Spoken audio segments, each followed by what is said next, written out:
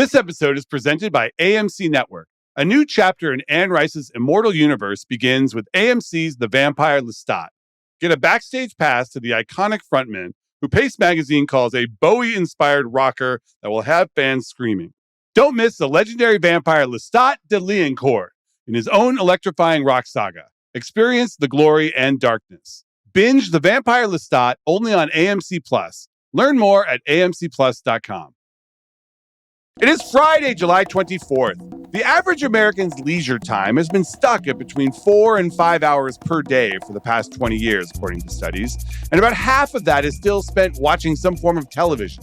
But studies are saying that the coming onslaught of AI automation could add 30 to 60 extra minutes a day to that total, and maybe even usher in the rise of the 4-day work week. So how will we spend all that time? Likely with some form of entertainment, either digital or in person. And with that shift is going to come a huge business opportunity. But who's going to win that war for all the extra attention? And more importantly, for the purposes of this show, who's going to profit? And how can we predict those shifts now?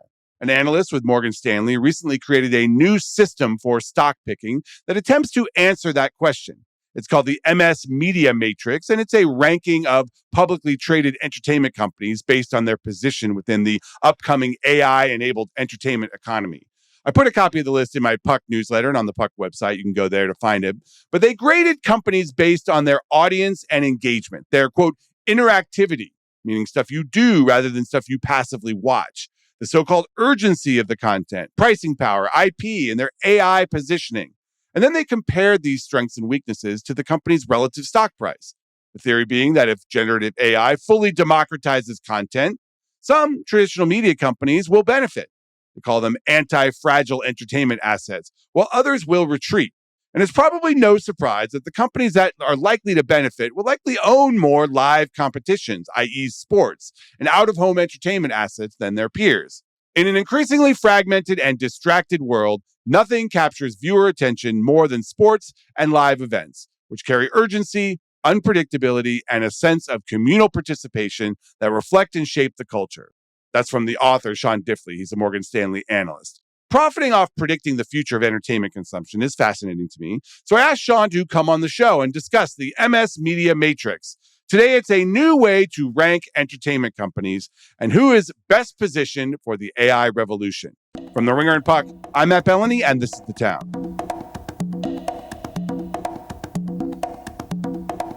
Okay, we are here with Sean Diffley, who is head of media and entertainment research and cable and telecom at Morgan Stanley. Welcome, Sean. First timer on the show. Thanks so much, Matt. Happy to be here. First time, long time. So we are going to talk about this matrix that you have put out because I think it's a really interesting way to talk about the landscape, and it kind of exposes where we are in media and entertainment right now. So first, why don't you just introduce what this MS Media Matrix is, why you did it, and what it is supposed to measure? Sure. So as you know well, the media ecosystem is super fragmented and it's really, really hard to break through. So when I moved from sales and trading over to equity research, I wanted to create a way to frame which companies we thought were best positioned in the ecosystem as the number of things vying for our attention is increasing at an increasing rate. So we basically came up with 10 factors that we thought were the most important ones that would say, hey, if you think about, is your audience large and rising? Is your engagement high and growing? Do you have a lot of interactivity? Do you have urgency? I.e., do you need to watch it now? Sports and news are the best examples of this. Do you have pricing power? That's tied very much to, do you have ownership of your own IP? Obviously, some broadcast networks are renters of intellectual property from the sports leagues. That would be a less favorable score. And then we also thought about AI positioning across the ecosystem. I think a lot of focus is on the competitive dynamics of AI. We also wanted to think about the cost savings from AI and also the revenue generation opportunities from AI. And then we had some financial metrics. We looked at return on invested capital. We looked at our estimates versus consensus and then valuation. But we gave a score to each one of our companies and we stacked them. And the thing that we found were sports and live events score the best. And as you know well, as we've seen with the World Cup, as we've seen with the Knicks win, there's nothing like sports in terms of getting people together, in terms of having surprises, in terms of having community. And it creates this urgency in a world where, social media is grabbing for our attention, AI is grabbing for our attention. And so we've come up with this thing that we call the Live Five, which are the 5 companies that scored best across all of these metrics. Yeah, let's go into that because it's interesting here because you're essentially quantifying what we talk about a lot, which is the attention economy and how in this completely fractured ecosystem, these entertainment companies can best capture attention. And these are the 5 companies you say do it best, or at least best relative to what they're being valued at. That's a key metric here. These are not the biggest companies. They're not the ones with the furthest reach. They're not the most profitable. They're the companies that you've identified as being the best positioned for this new AI enabled economy. Number 1, Formula One. Why did you pick Formula One? Sure. So when we think about the audience, it's huge. There's over 800 million fans globally. It's growing 10% every year. And interestingly, as you know well, like soccer and Formula One are the only 2 sports that are huge everywhere except for the US. And as you know, the US is the biggest, most lucrative sports market in the world. So we think that's a huge opportunity. They obviously did a deal with Apple. We think that underscores the interest that large tech companies who are trying to enter the media business and understand how important sports are as an acquisition funnel. They did a deal with Formula One because they thought that would beef up Apple TV Plus. I think there's other interesting things in terms of you think about partnerships and sponsorships, great global brands that want to be affiliated with this company. You think about licensing opportunities where they're going to do more in apparel. You think about all the young fans. When we hear what the viewership of the Apple audience looks like relative to ESPN a year ago, it's younger and it's more female. That's a cohort that most of media is missing. So we think this has a really unique perspective. And owning a team is cool. Owning a league, owning a sport, being at the top of the stack is even cooler. Yeah, that seems to be the distinguisher here. Yes. Because obviously there are tons of bigger sports leagues that command a lot bigger audiences. Formula One owns its IP and is a publicly traded company. Don't you worry a little that this deal they did with Apple is going to make them disappear in this country, much like MLS soccer has disappeared behind the Apple TV paywall? Yeah, it's a great question. And that was certainly a fear when they announced the deal. While they haven't been that explicit on what ratings and viewership it looks like, our best sense is that ratings are actually up versus what they were on ESPN, which given the smaller audience size and number of subscribers on Apple TV versus ESPN, it's probably tracking to over a million viewers per race in the US, which we think is pretty solid and impressive. And we think that can grow over time. And as you know well, with like Amazon getting Thursday Night Football, it started slow and then it built up over time. So I think there's a lot of things around marketing that Apple can do that can bring in new viewers. Obviously, Drive to Survive was kind of the huge wake-up moment for the US and paying attention to this sport. There's young 19-year-old Italian driver, Kimi Antonelli, who's won 6 races, bringing in a lot of young fans that never would have looked at the sport before. Obviously, the Brad Pitt F1 movie was certainly the test case for Apple to see how this works. But I think we're in like inning 2 of the US kind of getting excited about this sport. And Apple's really putting the full heft and support with, over 1 billion iPhone users, obviously very US focused today. We think there's more they can do globally over time. Okay, so 2 through 5 on your list are TKO Group, owner of WWE and UFC, Disney, interesting, TKO is above Disney, Live Nation, obviously the dominant force in concert promotion, and Netflix. So why is TKO above Disney and Netflix? Sure. So it's actually, to your point on the league and the ownership of the sport. Just ownership, right? They control their destiny. It's ownership. And so you have this trophy asset. Both Formula One and TKO are trophy assets. UFC itself, as you know, Paramount Plus did a $7.7 billion deal to get UFC. Why did they do that? Because UFC has a huge fan base. They brought it away from the paywall. They're giving access to everyone. Unfortunately, the McGregor fight wasn't very good or fun to watch. But I think it underscores that was a moment where everyone had to tune in. You had to see what happened with Conor McGregor. And I think, the margins on this business are incredible. They have 40% EBITDA margins. They're able to run the business really effectively. They obviously have WWE and UFC. We think there's a lot of partnership and sponsorship opportunities. There's also a lot of site fee opportunities where, cities and countries say, we'll do anything. We'll pay you guys, hundreds of millions of dollars to have you host your events in our cities. Yeah, you can say the Saudis will pay hundreds of millions of dollars for events. Yes. Yeah, no, that's right. I mean, there's definitely a Middle East connection between both of these, companies, Liberty Formula One, and TKO. We estimate Middle East is less than 10% of revenue for both companies, but the Middle East has been very supportive of live sports and events. I think the Live Golf situation, some people have asked if that's an indication that they could be moving away. In many ways, I think real sports that have, structural advantages that are not challenger leagues. Wait. Real sports like the WWE? WWE. You're going to tell me Santa Claus isn't real next, Matt. Sorry. Listen, wait, people listen to this show in their cars, so cover your kids' ears. Fair enough. But aren't they vulnerable at TKO? This is what I've always wondered. These are not, they don't have an antitrust exemption for mixed martial arts or for professional wrestling. And there is a, real chance that if the creative sucks at WWE for a while, or if fighters get pissed off about being exploited by Dana White or something, or the Saudis or someone else backs up a dump truck of money, that both of these owned and operated leagues could be vulnerable to competitors. I think Live is a cautionary tale on that happening. I think we have clear proof points that, it's very rare for a challenger league to come anywhere close to the incumbent. And, you've seen AEW try to make some inroads. The scale, it's not even close. And then same for PFL. These are the premier global brands and franchises. They have the viewership, they have the capital, and they have the best fighters. There's always going to be moments where, someone might try to challenge that. But I think the incumbent advantage is pretty strong here, and the moat's pretty deep. Well, and they're locked into these deals right now. So at least in the short term, the money's going to keep coming in.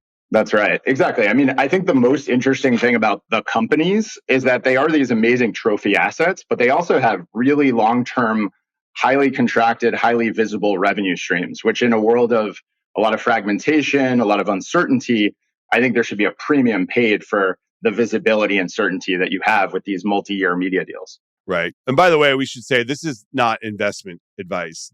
We are discussing these for news purposes, and don't go buy TKO stock and then email me in 6 months when it tanks. Email you. Your clients can email you. They do. Don't worry. I'm sure they do. All right. So, Disney versus Netflix here. Why is Disney above Netflix? Is it just because on your matrix, the interactivity and engagement of the parks is what sets them apart? Because in your report, you said it was not just that. You said it was a lot of what their AI plans are. Yeah. So I think the parks are very unique. And if you look at the composition of Disney, 70% plus of the EBIT is coming from parks and streaming. So those are the two big bets that you're making. And if you look at what Netflix showed us when they showed interest in WBD, they cared very much about intellectual property. So when you think about the arsenal that you want to attack the media marketplace, you would like to have really strong characters, really strong intellectual property, and be able to leverage that across your franchise. I think Zootopia 2 was a pretty good example last year, where they had almost $2 billion global box office. They had over 1 billion hours streamed on Disney Plus. And then that reverberated across the entire company. That fed into consumer products and selling toys. And that also generates excitement around the parks. Obviously, we just had a handful of new releases in the box office. Toy Story 5 was the good one. Moana was a little disappointing. Mandalorian Grogu, as you know, also a little disappointing. Yeah. But they have this incredible intellectual property, this treasure trove that they're really just tapping into. And I'm hopeful that new CEO Josh D'Amaro is going to unlock new ways to interact with those characters that's going to really spread across the entire company. Yeah, you write about this, about the promise of AI-enabled interactivity with the Disney characters. How confident are you that they can figure that out? Because I think that's the holy grail of Disney and Disney Plus, is creating an interactive service where these properties come to life for kids, and they can increase time on Disney Plus and money spent in the parks and all through their flywheel simply by activating an interactivity element of their characters. Yeah, so a very simple framework and heuristic that we like to use is there's a really strong correlation between how interactive a piece of content is and how well it monetizes. So a very simple example would be, streaming audio using Spotify as the proxy monetizes at about 10 cents an hour. Streaming video using Netflix as a proxy is 25 cents an hour because you're fully engaged. It's not in the background. You're looking at it. And you can charge higher ad rates. Exactly. Yes, because you're fully engaged. You're present. That's why everyone wonders, why is my favorite podcast on video now? It's because they can charge more for ads. They can see, they want to see your face. Yeah, yeah, that's the reason. So video games are kind of the next step in this evolution. And Take-Two is kind of the best example of this. Obviously, GTA coming out. And if you look at how well those guys monetize, it's well over $1 an hour. The next big step, the holy grail, as we talked about, are live events like sports, like concerts. And Live Nation is kind of the best example of this, which monetizes at $50 an hour. So think, concerts, 2 hours, $100. That's how we get the $50. So every single media company that we're talking about wants to slide further to the right on this scale, get more interactive, drive more pricing power, drive more connection to their audience. And so I think that's what Disney's trying to do. I mean, how much per hour does it cost to go to a Disney park? Yeah. Seems like they're monetizing me pretty damn well I go there with $500 in my pocket and I leave with $0. That's right. Although I think you could get into the park for like $100 and spend the whole day. So they would say it's actually good value, but it's like $200 now. And don't get me started on the parks, but that is the pinnacle, is what you're saying, of a media company. That's right. The ability to extract more money from their customers per hour. And the top of that interactivity pyramid is the people that can get you to leave your home and go to some place to pay to watch something or interact with it. That's exactly right. And I think somewhere in between, in that scale between, video and video games, is where Disney's trying to play right now. And they have this epic Fortnite partnership. They've talked about what they're doing with The Simpsons, but they're trying to figure out how do they get young people to interact with their content, their characters. And I think ultimately they want that to live on Disney Plus. So they talk about Disney Plus being the hub, and they're going to have lots of spokes around it. But I think ultimately their goal would be to get you to Disney Plus, where you have every single character, every Disney, franchise, and you could interact with it in a very unique way. We're not there yet, to your point, but I think that's kind of where we're going. Yeah, how long? I think it's a couple years away. Yeah, they've been talking about this for years now. This is kind of the Josh D'Amaro thesis for his, being the CEO of Disney. But how long is this going to take? Yeah, well, I think you have the power and speed of AI is very present and real. And I think we're seeing every day the leaps that we're making. The debate is, does that lower the barriers to entry? Does that make existing IP less interesting as everyone can kind of spin up, new impressive content pretty quickly? I would take the other side of that and say those companies that have really good IP that can nurture that IP and bring it to life and make it increasingly relevant in this, fragmenting world are best positioned. I think no better company is positioned to capitalize on this than Disney. And I think it's less far away than consensus thinks. I totally agree with you. I think that in a world where anyone can make anything for nothing, we're going to be flooded with garbage. And what is going to be a distinguisher? It's stuff we know.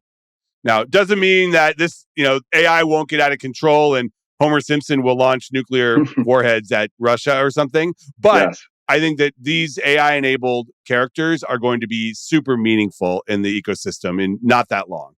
That's right. And Sarandos has often said, if you flood the zone with AI slop, you're likely to see a reversion back to quality.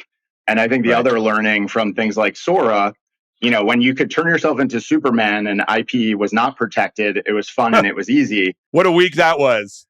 Yeah, that was an amazing 1 week. I made lots of cool videos, and then it got a lot less interesting. And then you never went to Sora again. Exactly.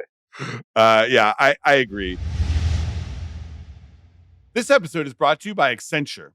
When your advertising operations fall out of sync, campaigns slow down, insights get buried, and opportunities get missed. That's why Spotify and Accenture are working together to reinvent the rhythm of ad sales, using automation, analytics, and smarter workflows to simplify campaign delivery and access better data across the business. The result? Less time spent on operations, more time connecting brands with the moments and fandoms that matter most. To learn more, check out accenture.com/Spotify. Netflix is still pretty high on your list. Number 4. Sorry, number 5 after Live Nation. Yep. And is that just because of their scale and engagement? That's exactly right. So you have well over 300 million members. We think they have a lot of pricing power still. I think, as you've discussed on this show, engagement is the single biggest question for Netflix. And I think that's a really interesting, nuanced conversation we can have. They just reported time spent, just hours growth was up 2% year on year in the first half of this year. I would actually say, despite the stock reacting negatively, that was better than feared. Going into the print, people thought it could be a negative number. And I know we're getting the disclosure less frequently. We're going to get it once a year instead of twice a year. However, they're still giving us the same amount of information. But I do think they bring up a really interesting point, which is just hours misses the bigger picture. There are other things like quality and variety that go into the engagement equation, which I think a lot of investors ignore. I would love for Netflix to give us a quality score where they can, say, hey, Hunting Wives, well, it wasn't the most watched show that we have. The people who watched it were super engaged and they talked about it on social media. They finished every episode. They rewatched episodes. And I think there's a lot of nuance in there. That's a good idea. What would the factors be? Because it's got to be some third-party data, right? Should it be a Metacritic score? I think they have a lot of data that they obviously would not want to share for competitive reasons, i.e. The Walking Dead does really well. AMCX is trying to negotiate those rights, which come off at the end of this year. So you'll probably get some kind of announcement. But they could tell us completion rates. They could tell us, the scores when you get the little thumbs up or thumbs down after the show. That's exactly right. My metrics would be completion rates, rewatching rates, thumbs up, thumbs down. And then there's definitely a social media footprint. There's definitely Metacritic, Rotten Tomatoes scores. You could kind of put that into its own algorithm. I think their fear would be they don't want to give competitive intelligence to other streamers. But I think there's a lot they could do on the quality scoring that could help us dimension and understand that, 1 hour of the NFL is obviously very different than an hour of cartoons or Friends. The example that they pointed out that I thought was interesting on the earnings call. So live events in sports, 5% of their content budget, 1% of hours. Kids content, same 5%, but 8% of hours. However, if you look at the signups, so 6 out of the top 10 signup days in the last 5 years came from live events in sports. And that's where your metric captures that. Yes, exactly right. You would put the sign up moment under the urgency and pricing power metrics, where that's where they're getting you, even though their Miss Rachel might generate hours and hours and hours of content. It's a kid whose family is already signed up for Netflix. That's exactly right. And I think these big live events are good acquisition drivers, good gross ad drivers. And then they want a shoulder program around that to keep the churn down. And you saw that with the World Baseball Classic in Japan.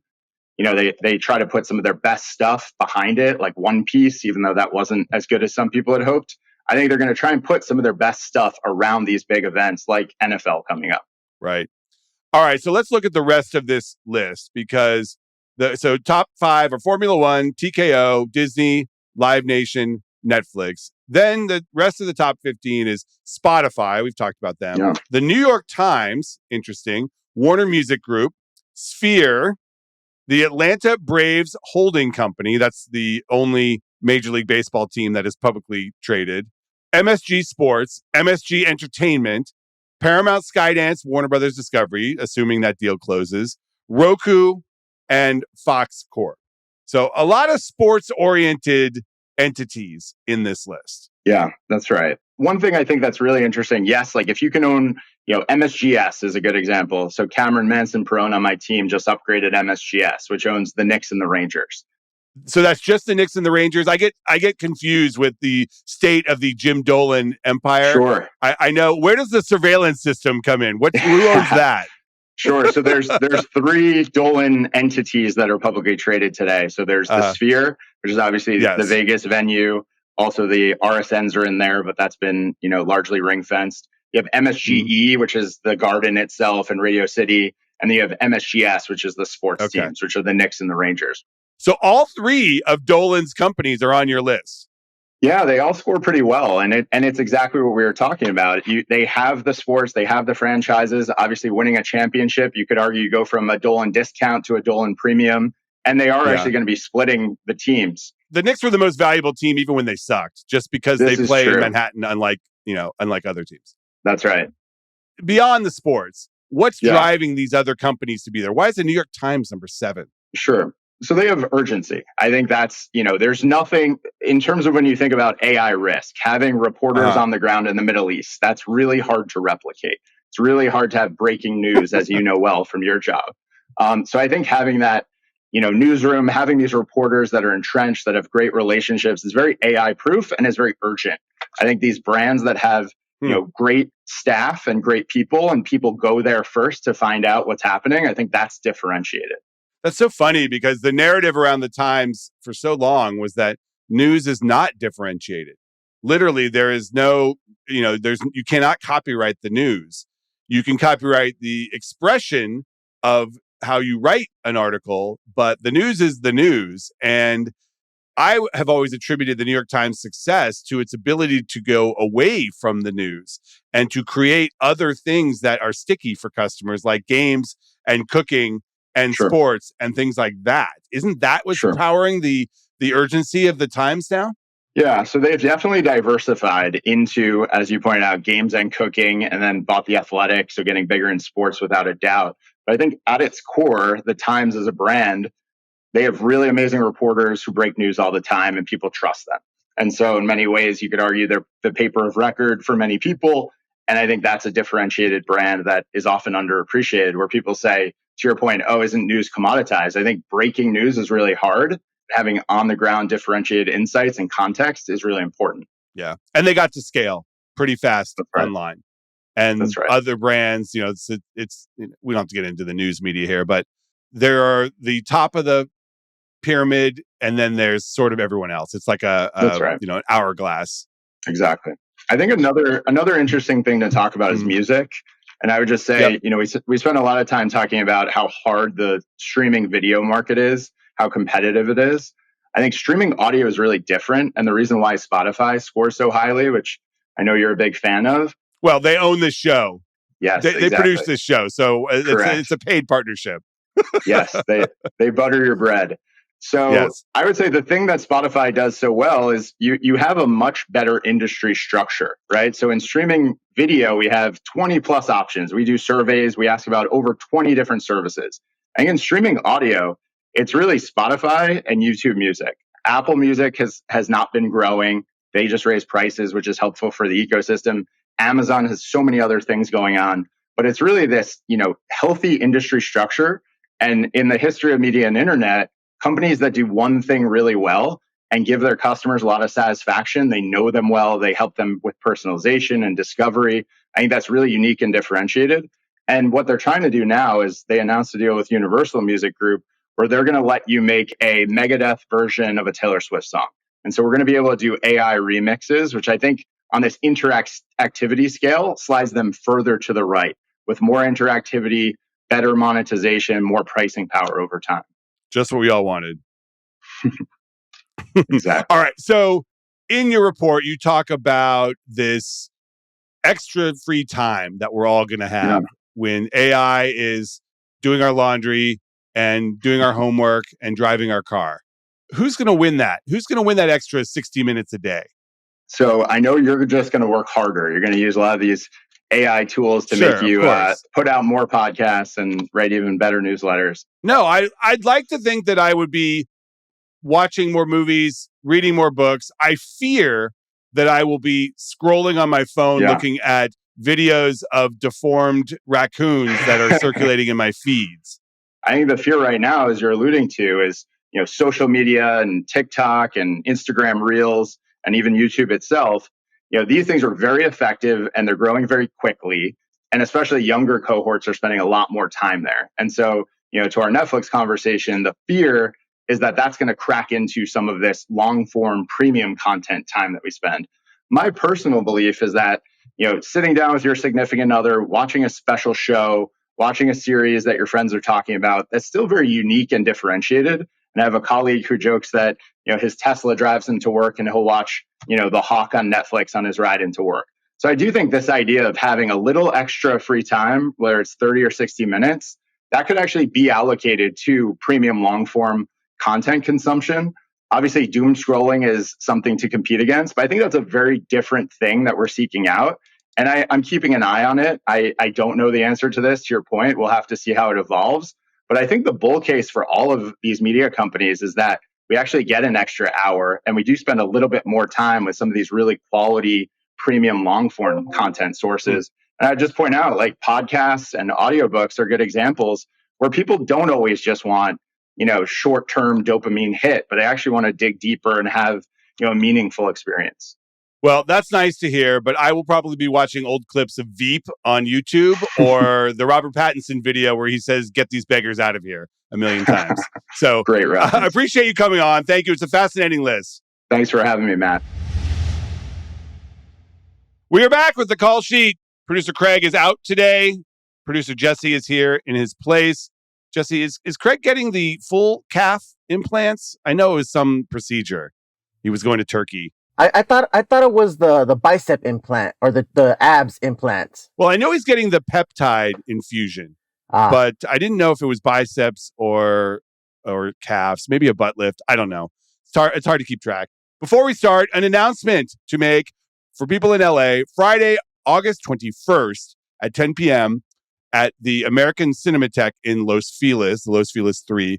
I am participating in their Friend of the Fest, American Cinematheque Podcast and Film Festival. I'm going to be introducing one of my favorite movies of all time, Election, the Alexander Payne movie with Reese Witherspoon. Please tell me you've seen it, Jessie.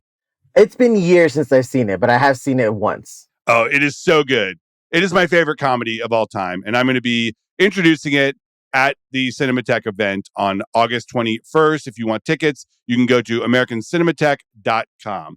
All right, secondly, a little accountability corner here, catching up on some predictions that we made. So I took the over on the Odyssey getting to 100 million last weekend, and it did 25% better than that. It got to 124 million. So a win for me, although it's hardly a win because I was even questioning where the line should be.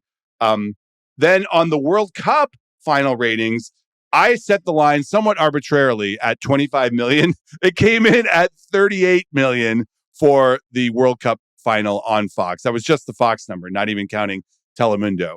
So a win for me, although that is not really a win because I was so over. A huge L for Craig because he took the under on 25 million. Just a huge whiff. Yeah, I don't know why he decided to take the under on that. Maybe he was just trying to go against you. I don't know. That was odd. Yes. All right, on to today's prediction. Odyssey didn't even have any competition last weekend. Huge flex for Chris Nolan. No other studio put up a movie opposite Odyssey. And an even bigger flex, no new movies this weekend in wide release. So he got 2 full weekends to himself, mostly because I think everybody knew he was going to take all of the IMAX screens. But I want to do an interesting call sheet today. I want to try to predict the second weekend drop for the Odyssey because typically movies that open over 100 million, they will drop by 50, 60, sometimes even 70% in the second weekend. That's not going to happen here. This movie has played really well all week. The IMAX sellouts are really fueling it. It's getting to like $21 million domestic per day during the week, which is very good. And I'm going to go out on a limb and I'm going to say that this movie is only going to drop 40%. Let's set the line at 40% and I'll take the under on 40%. I think it will be somewhere in the 30s for the second weekend, fueled by IMAX.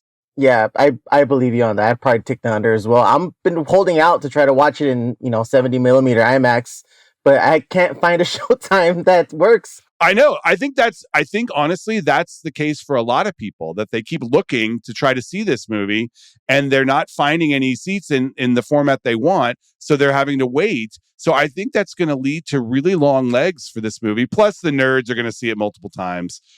So I think that's a pretty safe bet here. Then, of course, next weekend, it'll get blown away by Spider-Man. So, enjoy it while it lasts. But I think honestly, Odyssey will chug along during August, and all of a sudden we'll see that it's at 900 million and flirting with $1 billion. What is the next movie that's going to have, like, the next IMAX movie after Odyssey? Like, what's the next movie that's going to take the theaters? Because I feel like until Odyssey is like out of IMAX, that's going to be like the legs for it. Wait, you're not excited about Infinity Vision? Oh, I totally forgot about that. Spider-Man will be in Infinity Vision. Well, I need to get my ticket for Spider-Man then. In 3D Exactly. vision. Only way I'm going to watch We're going to it. see how well that marketing stunt works because, spoiler alert, there's no such thing as Infinity Vision. But we'll see. All right, that's the show for today. I want to thank my guests, Sean Diffley, producer Craig Horlbeck, artist Jessie Lopez, and Stefano Sanchez. And I want to thank you. We will see you next week.